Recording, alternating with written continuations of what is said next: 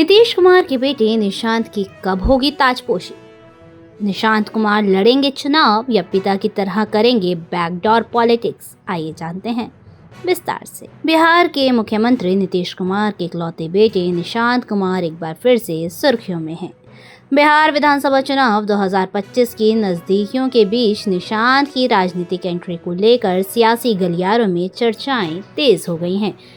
JDU के कई नेता और कार्यकर्ता लंबे समय से मांग कर रहे हैं कि निशांत को सक्रिय राजनीति में लाया जाए ताकि नीतीश की राजनीतिक विरासत आगे बढ़ाई जा सके। हाल के महीनों में निशांत की बढ़ती सार्वजनिक सक्रियता ने इन अटकलों को और हवा दी है, लेकिन सवाल ये है कि क्या निशांत विधानसभा चुनाव लड़ेंगे या पिता की तरह बैकडोर पॉलिटिक्स करेंगे। निशांत अगर चुनाव लड़ते हैं तो कौन सी सीट होगी उनकी पहली पसंद, ये सवाल खड़े हो रहे हैं। निशांत कुमार जब तक राजनीति से दूरी बनाए रखते थे, हाल ही में कई सार्वजनिक कार्यक्रमों में अपने पिता के साथ नजर आए हैं।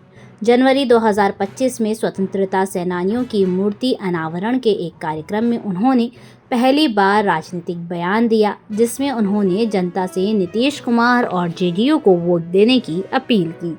इसके बाद होली मिलन समारोह और अन्य सरकारी आयोजनों में उनकी मौजूदगी से सियासी हलकों में हलचल मच गई।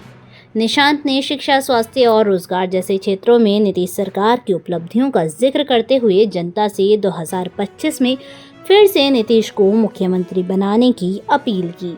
उनके इस सक्रिय रुख ने जेडीयू कार्यकर्ताओं में उत्साह भरा। चर्चा है कि निशांत अगर राजनीति में आते हैं तो वे हरनौत विधानसभा सीट से चुनाव लड़ सकते हैं। यही भी सीट है जहां से नीतीश कुमार ने 1985 में पहली बार विधानसभा चुनाव जीता था। हालांकि वर्तमान में इस सीट पर जेडीयू के हरिनारायण सिंह विधायक हैं और निशांत के लिए ये सीट खाली कराना एक चुनौती हो सकता है। इसके अलावा नालंदा जिला की इस्लामपुर सीट से भी निशांत के चुनाव लड़ने की बात कही जा रही है, जहां जेडीयू सांसद कौशलेंद्र कुमार ने उनकी उम्मीदवारी का समर्थन किया है। हालांकि कुछ सूत्रों का कहना है कि निशांत विधानसभा के बजाय विधान परिषद के रास्ते राजनीति में आ सकते हैं। नीतीश कुमार खुद 1985 के बाद कभी विधानसभा चुनाव नहीं लड़े और विधान परिषद के जरिए ही सक्रिय रहे।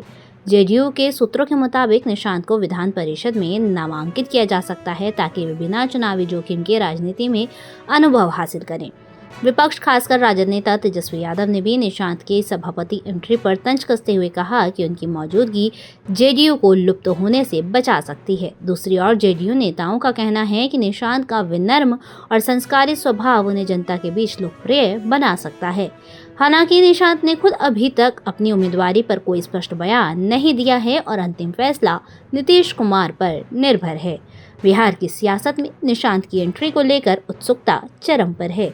क्या वे अपने पिता की तरह सुशासन की राजनीति को आगे बढ़ाएंगे या फिर एक नई राह चुनेंगे, ये देखना दिलचस्प होगा। धन्यवाद।